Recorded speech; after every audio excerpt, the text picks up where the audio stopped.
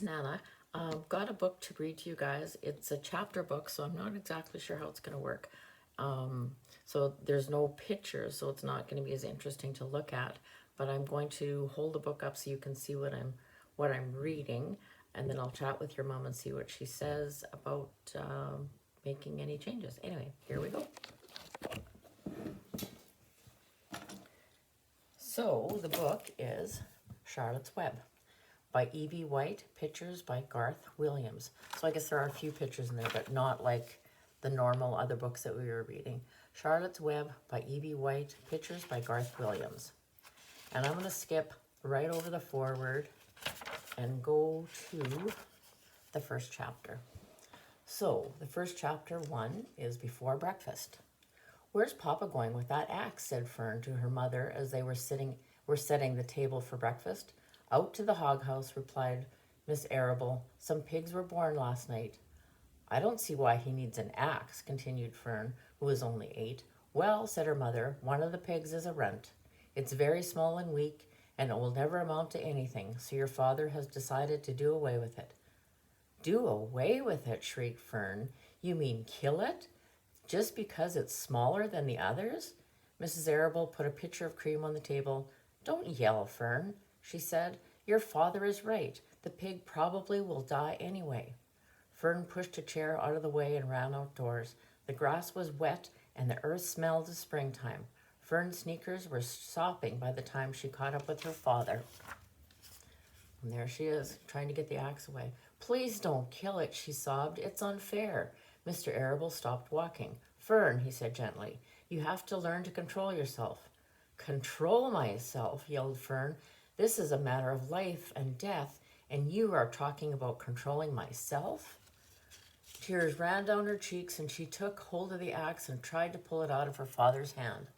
"Fern," said Mr. Arable, "I know more about raising a litter of pigs than you do. A weakling makes trouble. Now run along." "But it's unfair," cried Fern. "The pig couldn't help being born small, could it? And if I had been very small at birth, would you have killed me?" Mr. Arable smiled. "Certainly not," he said, looking down at his daughter with love. "But this is different. A little girl is one thing, a little runty pig is another." "I see no difference," replied Fern, still hanging on to the axe. "This is the most terrible case of injustice that I've ever heard of." A queer look came over John Arable's face. He seemed almost ready to cry himself. "All right, you go back to the house and I will bring the runt when I come in. I'll let you start it with a bottle like a baby. Then you'll see what trouble a pig can be." When Mr. Arable returned to the house half an hour later, he carried a carton under his arm. Fern was upstairs changing her sneakers. The kitchen table was set for breakfast, and the room smelled of coffee, bacon, damp plaster, and wood smoke from the stove. "Put it on her chair," said Mr. Arable. Mr. Arable set the carton down on Fern's place. Then he walked to the sink and washed his hands and dried them in the roller towel.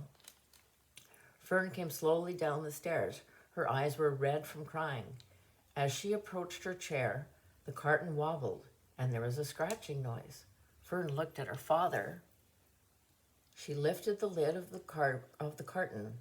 There inside, looking up at her, was the newborn pig. It was a white one. The morning light shone through its ears, turning them pink. "He's yours," said Mr. Arable, "saved from an untimely death, and may the good Lord forgive me for this foolishness." Fern couldn't take her eyes off the tiny pig. "Oh," she whispered, "oh, look at him. He's absolutely perfect."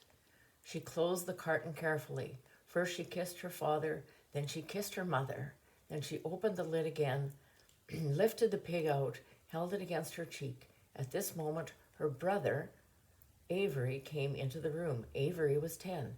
He was heavily armed with an air rifle in one hand, a wooden dagger in the other.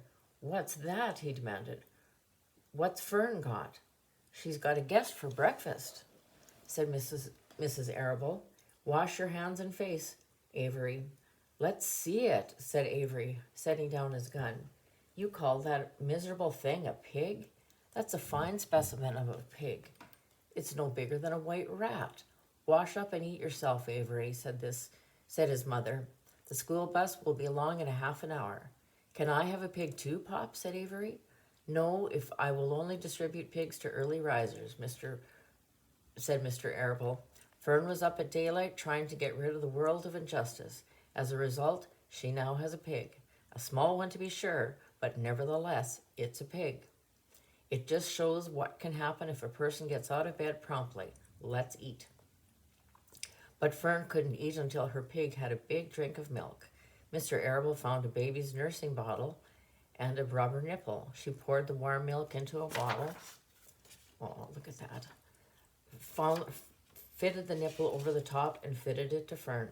Give him his breakfast, she said. A minute later, Fern was seated on the floor in the center of the kitchen and her infant between her knees, teaching it to suck the bottle. The pig, although tiny, had a good appetite and caught on quickly. The bus honked from the road. Run, commanded Mrs. Arable, taking the pig from Fern and slipping a donut into her hand. Avery grabbed his gun and another donut. The children ran out to the road and climbed into the bus. Fern took no notice of the others in the bus. She just sat and stared out the window, thinking what a blissful world it was and how lucky she was to have an entire charge of a pig. By the time the bus reached school, Fern had named her pet, selecting the most beautiful name that she could think of. His name is Wilbur, she whispered to herself. She was still thinking about the pig when the teacher said, Fern, what's the capital of Pennsylvania? Wilbur, replied Fern dreamily. The pupils giggled. Fern blushed. Okay, that was chapter 1.